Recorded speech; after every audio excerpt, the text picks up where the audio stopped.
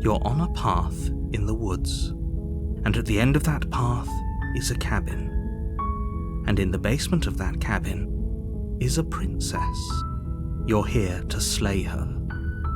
If you don't, it will be the end of the world.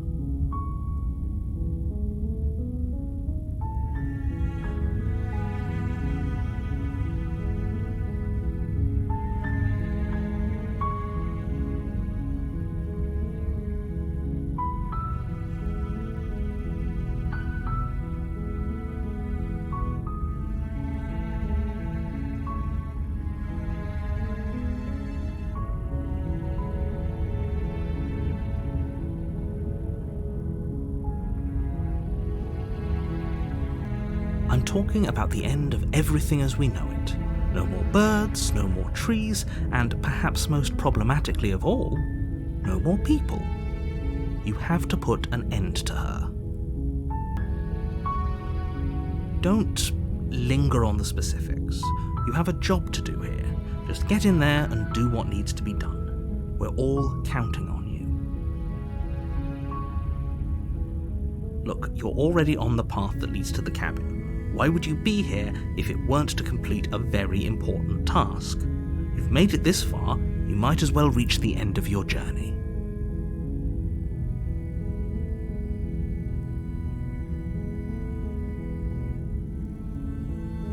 Does it?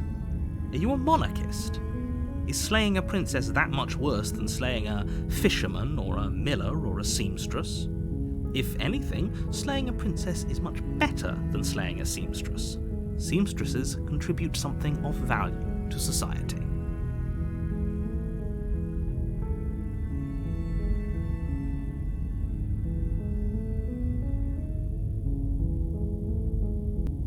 Then I guess we'll just have to see what happens. But a word of warning. If you go in prepared to hear her out, she could easily trap you in her web of lies.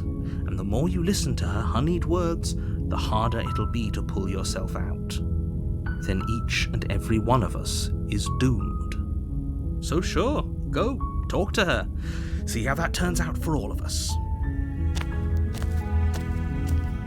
You make your way up the short path to the cabin. You'll find the princess within. We're not going to go through with this, right? She's a princess. We're supposed to save princesses, not slay them. Ignore him. He doesn't know what he's talking about.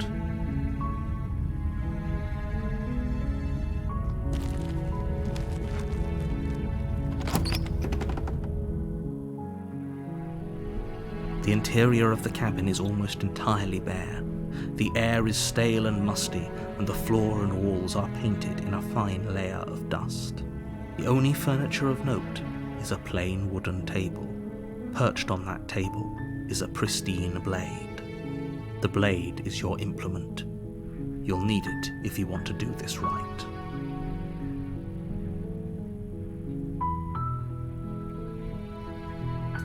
You take the blade from the table. It'd be rather difficult to slay the princess and save the world without it.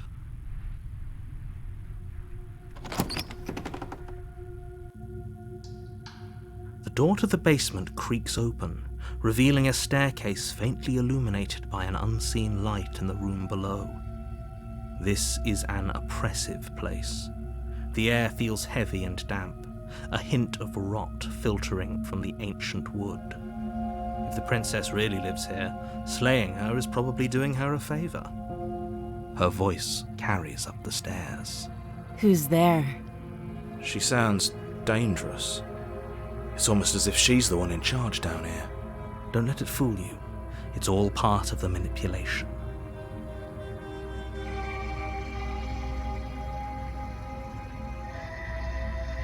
Good. You're still listening to reason.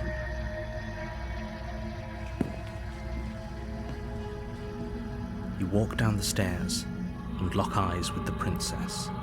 There's a heavy chain around her wrist, binding her to the far wall of the basement.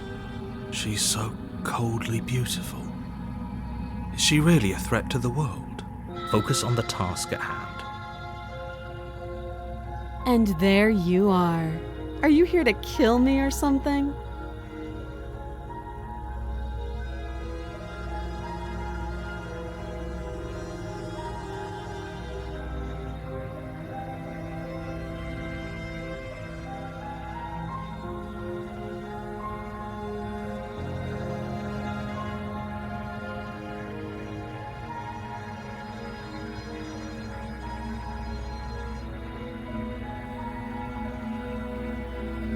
How about you drop the knife and the two of us just talk? Look how reasonable she's being. We should just drop the blade and talk things out. Don't you dare. It's fine. We can decide what we want to do after we talk to her. Maybe she really is a monster. But killing someone in cold blood isn't very becoming of us. You ignore the trembling in your hands and tighten your grip on the blade. You poor thing. Your hands are shaking. Are you scared of me? Because you should be. You step forward, your grip on the blade tightening as you steel your resolve. I'm probably chained up in this basement for a reason, right? And if that knife is the only weapon you have, you'll have to get close enough to use it. So, you should just drop it. Best not to risk finding out what I can do. Do you hear the conviction in her voice? Do you see the razor sharpness in her gaze? I don't think she's bluffing. She's unarmed. If you hesitate now, it'll be too late. End this.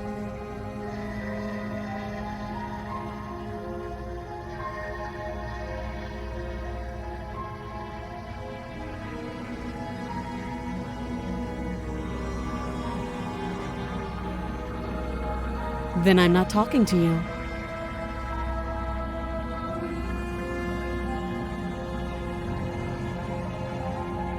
You stare at the princess, squinting. She squints back. The two of you are going to do this forever, aren't you? Yeah, I'm sure. For goodness sake, the two of you can't just stand around like this forever. Eventually, something is going to give, and I highly recommend that you be the one to take the initiative here.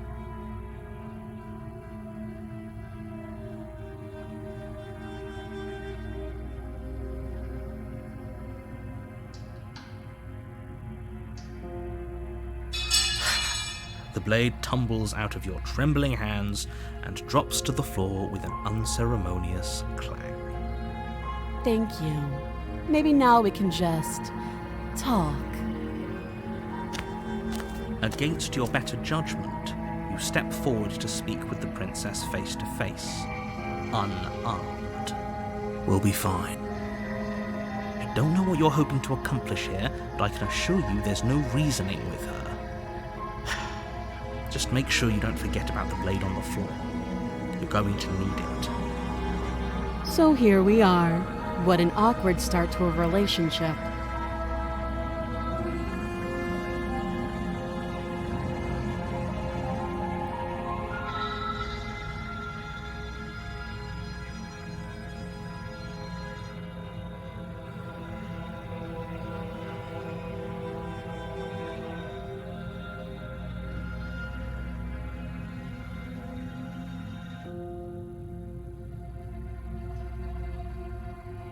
She hesitates before answering.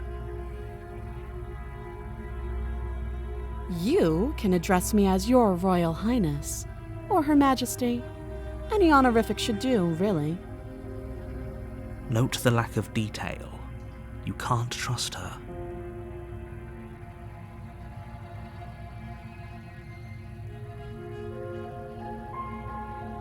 You can't.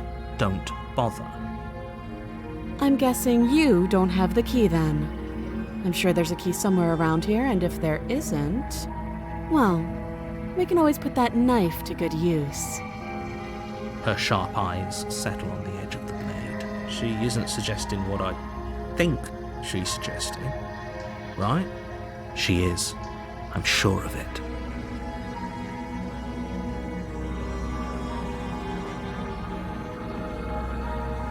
Too long. Again, she offers no specifics. No matter how hard you try, you'll never get a straight answer out of her.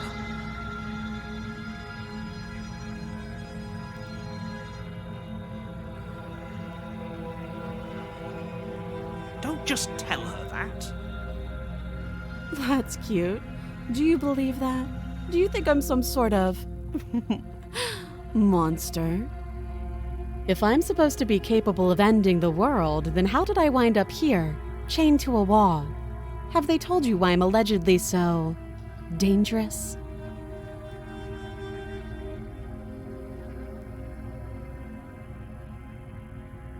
Princess hesitates before responding. She doesn't know. She's been down here too long to have any idea of what she'd do in another life. She knows what she'd do. She's just searching for whatever answer she thinks you want to hear. I don't think I can answer that question in a way you'd find meaningful. At the end of the day, whatever the two of us have going on down here is about trust. Whoever sent you to slay me claimed I was a threat to the world, but they didn't tell you why. That doesn't sound right to me. And I don't think it sounds right to you either. Otherwise, we'd be killing each other instead of talking. She has a point. There's a reason I've been telling you to question the situation, and there's a reason you've listened. So, I could tell you that I'd lead a quiet life in the woods, or that I'd open an orphanage, or that I'd do any other number of good things that I'm sure you think you want to hear. But you don't really know me, do you? What can my word possibly be worth in a situation like this? She's right about one thing. Her word isn't worth anything. Like I said, it's all about trust. Blind trust. So do you trust me, the prisoner, the victim, the princess clearly incapable of ending the world? Or do you trust whoever put me here? She's wrong. This isn't about trust. This is about risk.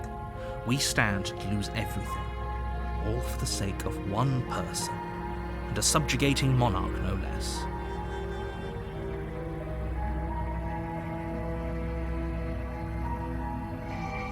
Don't jump to any weird conclusions. We're two people who have met each other. By definition, we have a relationship. Oh, have you decided what to do with me? You know why you're here.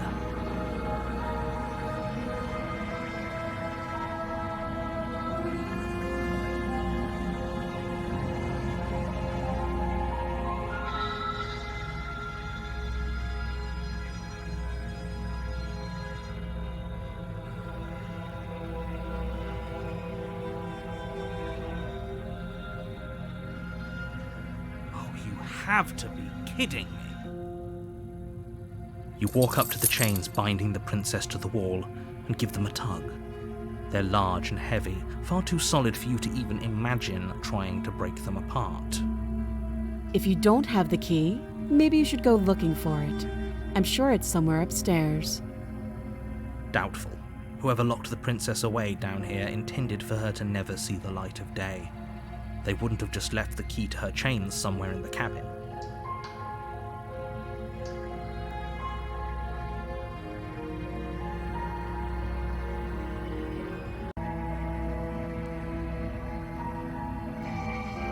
I'll be here. You attempt to make your way out of the basement, but the door at the top of the stairs slams shut. You hear the click of a lock sliding into place. Is someone else here?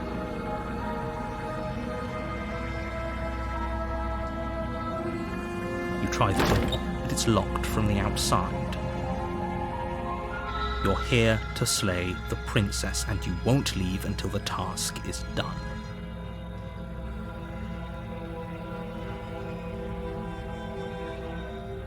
Your shouts and pleas are met with silence. I'll repeat myself once again. You're here to slay the princess, and you won't leave until the task is done. You make your way back to the bottom of the stairs. This would have been so much easier if you'd simply slain her like you were supposed to. Easier for whom? Easier for everyone. I heard the door slam. They locked you down here too, didn't they? The knife. Pick it up and cut me out of here. You won't like what happens if you do that. Without hesitation, you bring the blade down. The princess flinches as you strike and your weapon sinks into her shoulder. You bastard. If I have to kill you to leave this place, I'll do it. Do you hear the conviction in her voice? Do you see that razor sharpness in her gaze? I thought we had the upper hand, but it's as if she's barely even threatened by us. It's an act. She's unarmed and there's nothing she can do to hurt you. I'm not so sure. Don't waver now. As you raise your blade to strike again, she kicks out, knocking your legs out from under you. The two of you struggle on the ground. You lash out with the blade, slicing wherever you can. Her fists connect with your body again and again, each blow stronger than the last, shattering bone and rupturing tissue with reckless abandon. Forget trying to rescue her. This is about survival now. Give her everything you've got. You roll out of her grasp and shakily push yourself back to your feet. Though every inch of you is in pain, the princess probably has it worse. Blood pours out from countless gashes, staining her once pristine dress. She pauses. We can still turn this around. You steel your resolve and take another step towards the princess. You probably won't make it out of here alive, but you can at least make sure she won't make it out of here either. Excuse me? What was that about not making it out of here alive? Do you think this is what I wanted to happen? I have a duty to state the facts of the situation, and honestly, it's a miracle anyone is still standing. Can you not feel all those ruptured organs bouncing around in there? If the princess doesn't do our friend in herself, internal bleeding is certain to finish the job. The two of you clash for the final time. You feel your ribs break as she delivers a heavy blow, but you push through the pain, falling forward and sinking your blade deep into the princess's heart. Oh. Two of you fall to the floor. This was fun. You put up more of a fight than I thought you would. But I have to wonder, do you really think this is the end? There it is again. That razor-sharp look in her eyes and the terrifying conviction in her words. But you don't have the time to worry over her words. Everything goes black, and you die.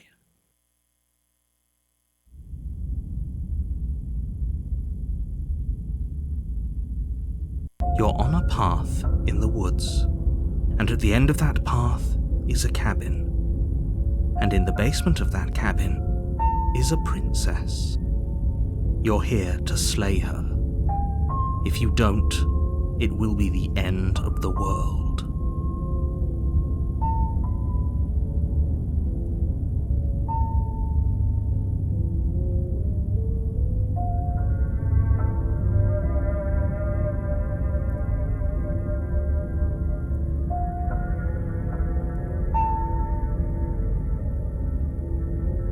I can assure you that you didn't slay her and that she didn't kill you. People don't just spring back to life after dying, and the two of us are meeting for the very first time.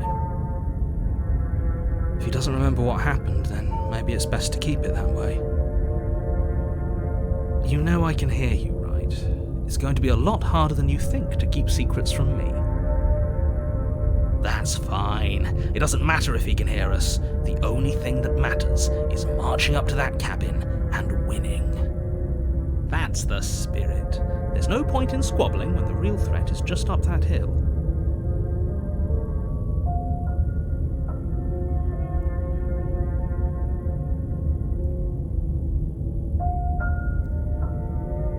Those are two very different questions, but fine, I'll indulge you if that's what it takes to get you moving. Let's say for a moment that this really is the second time you've met me, or at least a version of me. You died last time, which probably only happened because you didn't listen to me. We did our best with the information we were given, and we did kill her. And yet you still died, didn't you? So congratulations, you've been given another chance to actually do this right. And I believe your other question was something along the lines of, oh, what's the point of doing anything? If you're asking that, it sounds to me like you're making the rather dangerous assumption that your actions last time around didn't have any consequences. What do you mean? Of course there weren't any consequences. We killed the princess killed us, and now everyone's right back where they started. That sounds pretty consequence-free to me. Yes, but in this purely hypothetical scenario, that begs the question of how you got back here. Did time simply rewind itself, or were you instead transported to a different world entirely? Had you failed to slay the princess, what would have happened to everyone in the place you left? Ugh, enough with the talking. We've got a fight to win. Nothing. I couldn't agree more. The cabin and your destined confrontation with the princess awaits.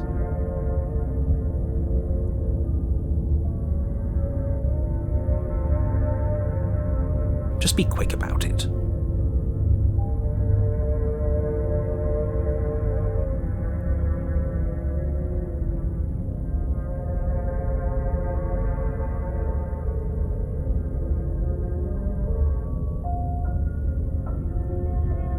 She just can. Believe me, I wish I could tell you more, but you'll just have to trust that what I'm saying is true, and that, despite it all, you're fully up to the task that's been given to you. People locked her in that basement, and I told you what this place is. It's a path in the woods. Don't overcomplicate things. Oh, this is maddening. Why do you keep asking questions? There's nothing wrong with getting the full picture of what's going on here. Sure there is. It's wasting time and energy that would be better spent fighting.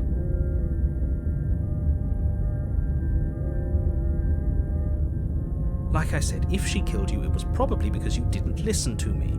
Don't talk to her, don't trust her, just go in, do your job, and save the world. Great. Now, if you don't mind, the whole world is waiting with bated breath for you to save it from ruin.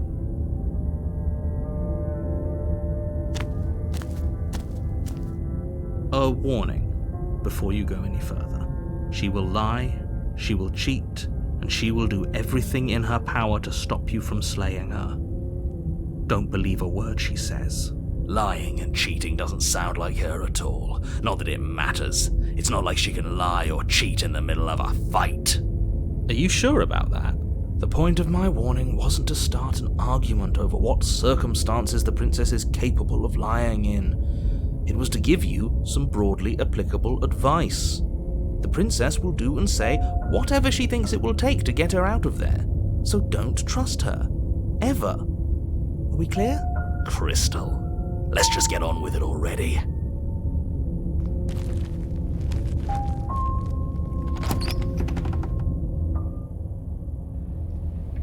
The cabin is tighter than its exterior would suggest. Its cold stone walls press in on you, as if trying to forcefully direct you towards your destination. The only furniture of note is a black iron altar with a pristine blade perched on its edge.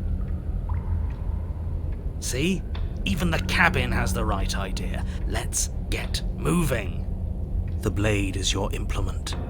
You'll need it if you want to do this right.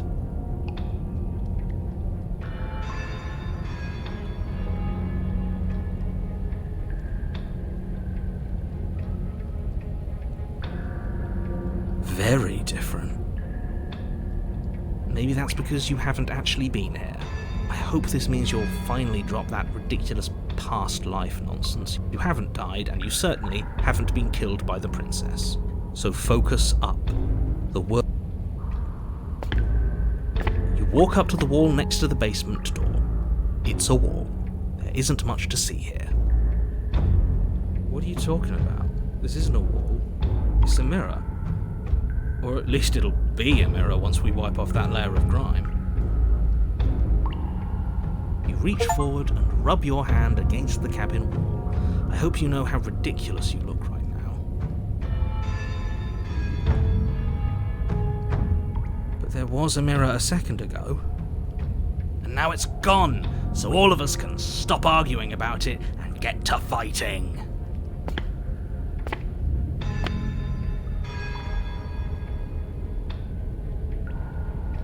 You take the blade from the altar. It would be difficult to slay the princess and save the world without a weapon.